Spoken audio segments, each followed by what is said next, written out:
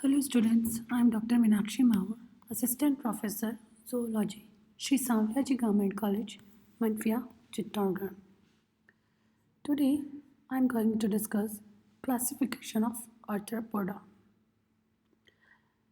The phylum Arthropoda comprises of 7 subphylum. In today's lecture, I will discuss all the 7 subphylum, but one subphylum, that is Mandibulata, I will discuss in the next lecture in detail. So except Mandibulata, I will cover all the subphylum in today's lecture. So Arthropoda means animals having jointed legs. The animals of this phylum comprises of exoskeleton and jointed legs, hence it is named as Arthropoda. The important characteristics of Arthropoda include they possess an exoskeleton, they have jointed appendages, their body is segmented, they are bilaterally symmetrical, they possess open circulatory system. Already in previous lecture I have discussed all the characteristics of Arthropoda phylum in detail. So here I am just going to explain only important characteristics of Arthropoda. Now classification of Arthropoda. Arthropoda is a much heterogeneous group and it includes a variety of animals having divergent views concerning their phylogeny. Here I am adopting classification from the book Kotpal, and it is a synthesis of several views. So Arthropoda comprises of 7 subphylums. First is Trilobitomorpha, second is Chelicerata, third is Mandibulata, fourth is Onychophora, fifth is Tardigrada, sixth is Pentastomata, and seventh is Pycnogonida. The subphylum Chelicerata comprises of 2 classes, that is Merostomata and Arachnida, and the subphylum Mandibulata comprises of 3 classes, that is Crustacea, Myriapoda, and Insecta. So in today's lecture I will discuss all the 7 subphylum, but the subphylum Mandibulata means all its 3 classes I will discuss in next lecture. So first subphylum is Trilobitomorpha. Tri means 3, lobos means lobes, and morphe means form. They are fossil trilobites. They are mostly marine and bottom dwellers. Actually they are extinct arthropods and they are abundant in Paleozoic area, and more specifically from period that is Cambrian to Permian period. Their body is 3-lobed, can be divided into head, thorax, and pygidium. They are divided to 3 lobes due to 2 longitudinal furrows. In them, head is distinct and they have 1 pair of antennae. Their appendages are biramous on all the segments except the last one. So, example of subphylum Trilobitomorpha is Triarthus or Dalmatis. Here you can see the picture of Triarthus. Now, second subphylum is Chelicerata. Cheli means claw, Chiros means horn, Eta means group. The body is divided into cephalothorax and abdomen, that is 2 segments, cephalothorax and abdomen. Cephalothorax is also known as prosoma and abdomen is also known as ophistosoma. The abdomen is further divided into anterior mesosoma and the posterior metasome with the telson. Cephalothorax has six pairs of appendages, of which first pair is chelicera and it is present with claws. This first pair is followed by post-oral pedipalp and four pairs of walking legs.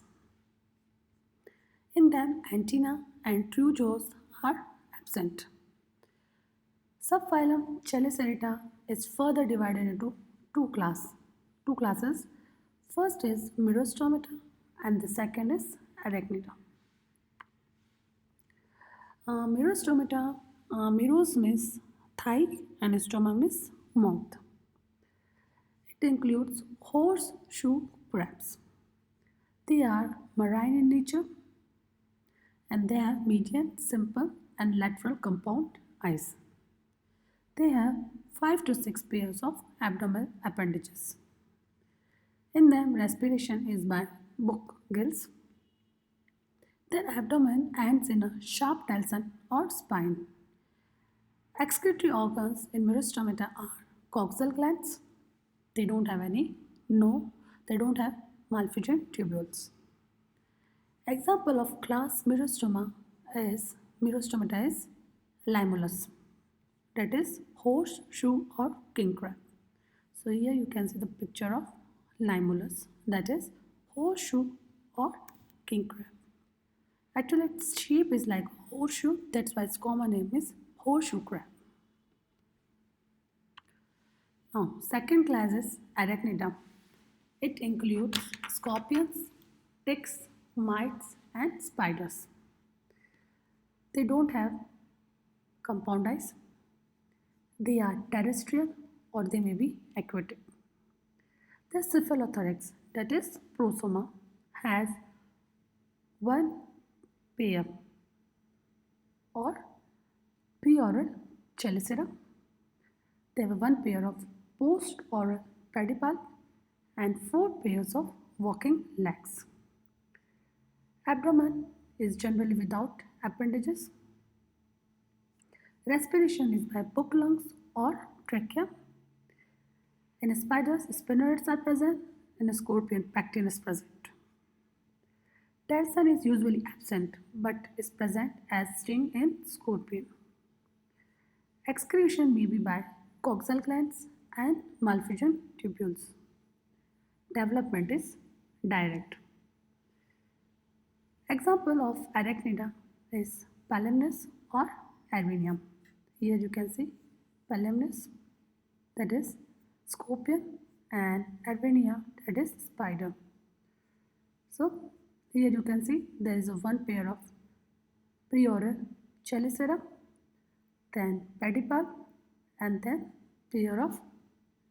pairs of walking legs.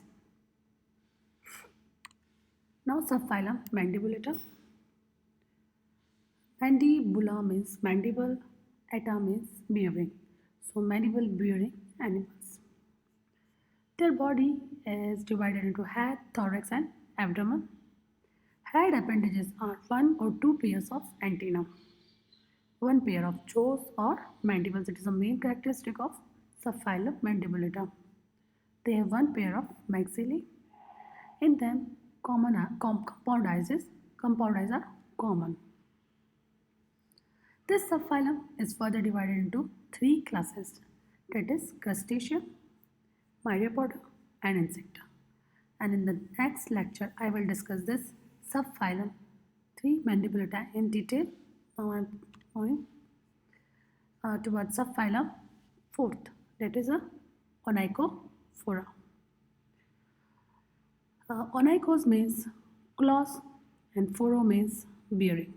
So claws bearing animals or arthropods. They are small sized or terrestrial arthropoda.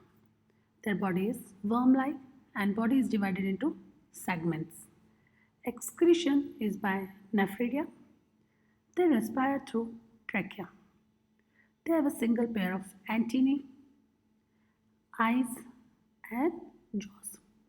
Example is Peripatus.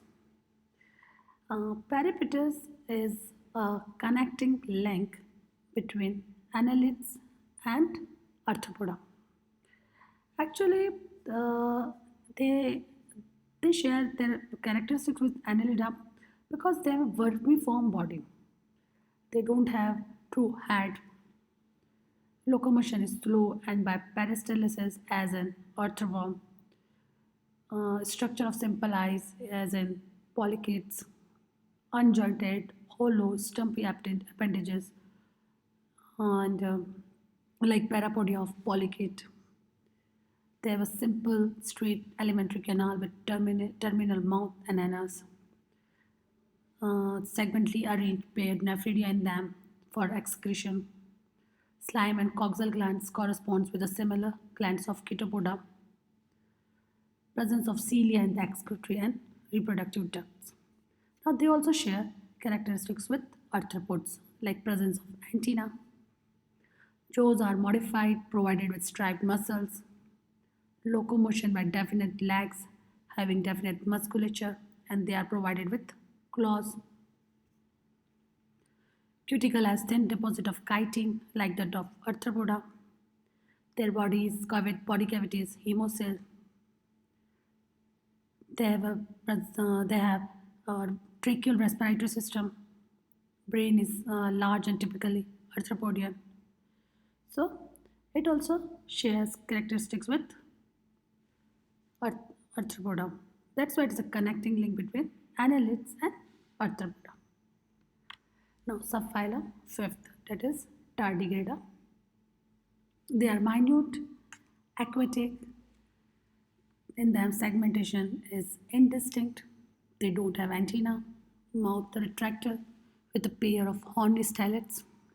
They have four pairs of stumpy, unjointed clawed legs. No respiratory, no circulatory, and no excretory organs in them. Example is Macrobiotis, that is water bear. Here you can see the picture of Macrobiotis. Now subphylum sixth, Pentastomida. They are vermiform, unsegmented, parasitic worms. They don't have antenna. They have two pairs of ventral retractile hooks near mouth. No respiratory, no circulatory, no excretory organ. Example is Linguatula, that is a tongue worm. Actually, it is named as tongue worm because its shape is like a tongue. That's why its name is Linguatula or tongue worm. Now subphylum 7th, that is a Pycnogonida. They are commonly known as sea spiders. They are small, marine, they have long legs and a very small abdomen. Their appendages include chelicerae, pedipalps, oviparous leg which is one pair, and long walking legs which are 4 to 12 in pairs. They have a long legs which possess claws. They have a long proboscis through which they can suck juices from the prey, that is small invertebrates. They also possess a pair of claws on their head as well as a pair of oviges which is used for carrying their eggs. They no excretory and no respiratory system present in Pycnogonida subphylum. Example is Pycnogonum and Nymphon, that is sea spider.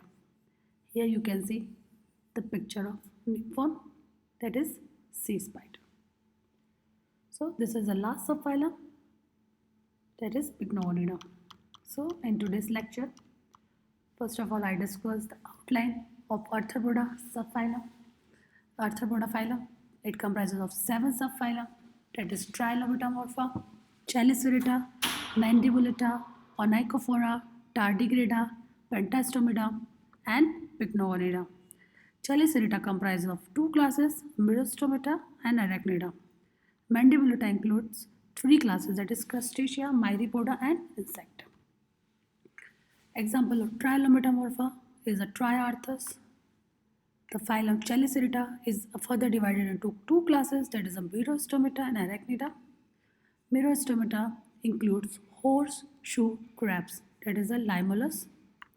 Arachnida includes scorpions, ticks, mites, and spiders. Mandibulosa comprises of three classes: Crustacea, Myriapoda, Insecta. Then Onychophora, example is Peripatus, which is a connecting link between annelids and Arthropoda because it shares characteristics both annelidine characteristics and arthropodian characteristics. Annelidine characters means segmented body, thin cuticle, and parapodia-like organs, and arthropoda characters like tracheal respiratory and open circulatory system. Then subphylum Tardigrada, example is Macrobiotis, that is a water bear. Then subphylum 6, that is a Pentastomida, example is Lingutella, which is also known as tongue worm because its shapes resembles tongue. Then Pycnogonida, they comprises sea spiders. Example of Pycnogonida is a Pycnogonum or Nymphon, that is sea spider. Thank you.